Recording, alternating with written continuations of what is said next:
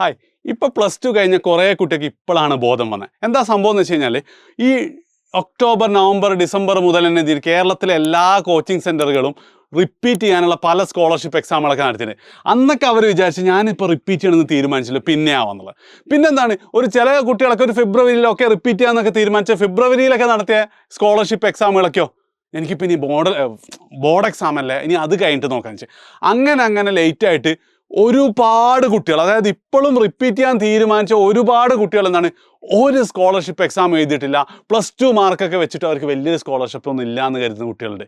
And അവർക്കിപ്പോൾ ദുഃഖിക്കുന്നുണ്ട്. എന്ത്, അന്ന് ഏതെങ്കിലുമൊക്കെ സ്കോളർഷിപ്പ് എക്സാം എഴുതിയിട്ടുണ്ടല്ലോ. അങ്ങനെയുള്ള കുട്ടികൾക്ക് സംബന്ധിച്ചിടത്തോളം എജ്യൂപോർട്ടിൻ്റെ ഏറ്റവും ഈ വർഷത്തെ റിപ്പീറ്റേഴ്സ് ബാച്ചിലേക്കുള്ള അവസാനത്തെ ഫൈനൽ ഇസാറ്റ് എന്ത് ചെയ്യാൻ പോവാണ്, ഈ വരുന്ന മെയ് അല്ലല്ലേ, ഇത് മാസം ചെയ്തത് ജൂൺ 7-ാം തീയതി ഞായറാഴ്ച നടക്കാൻ പോവാണ്.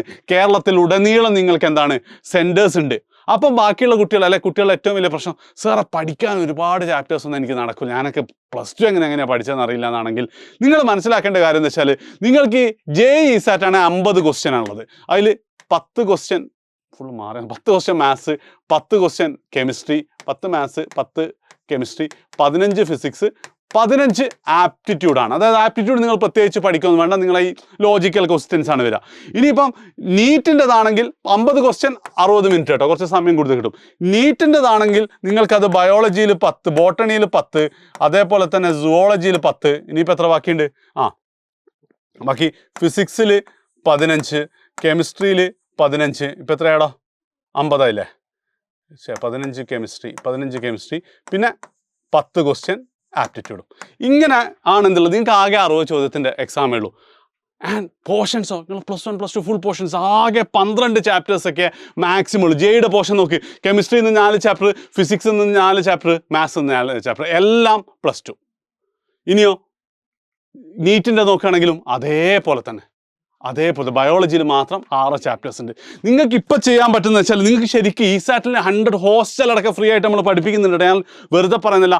നിങ്ങൾക്ക് ഇപ്പോൾ ചെയ്യാവുന്നതെന്ന് വെച്ചാൽ, ഇത് കണ്ടു കഴിഞ്ഞാൽ നിങ്ങൾക്ക് ഏറ്റവും മിനിമം ഒരു 5-6 ചാപ്റ്റേഴ്സ് നിങ്ങൾക്ക് പഠിക്കാൻ പറ്റും. ഒന്ന് റിവൈസ് ചെയ്യുക, അതിലുള്ള ക്വസ്റ്റ്യൻസ് നിങ്ങൾ അറ്റംപ്റ്റ് ചെയ്യുക. പ്രത്യേകിച്ച് ലോജിക്കൽ ക്വസ്റ്റ്യൻസ് ഒക്കെ നിങ്ങൾക്ക് എന്തായാലും ചെയ്യാൻ പറ്റുന്നതാണ്. ആൻഡ് അത് ചെയ്യൽ ഭയങ്കര ഇമ്പോർട്ടൻസ് ആണ്. അപ്പം ആ ഒരു രീതിയിൽ മെയ് 7-ാം തീയതി എന്താണ് നമ്മുടെ ഇസാറ്റ് എക്സാം നടക്കാൻ പോവാണ്. ദ ഫൈനൽ, മെയ് അല്ല കേട്ടോ, ജൂൺ 7-ാം തീയതി ദ ഫൈനൽ ഇസാറ്റ് ആണ്. ആൻഡ് രജിസ്ട്രേഷന് വേണ്ടിയിട്ട് താഴെ കാണുന്ന ലിങ്ക് ക്ലിക്ക് ചെയ്യുക. ഇനിയിപ്പോൾ നിങ്ങളിത് ചെയ്യുന്നൊന്നില്ലെങ്കിലും നിങ്ങളുടെ ഫ്രണ്ട്സിനോടൊക്കെ എന്ത് ചെയ്യുക, ഒന്ന് ഷെയറും ചെയ്യാം. Okay, by.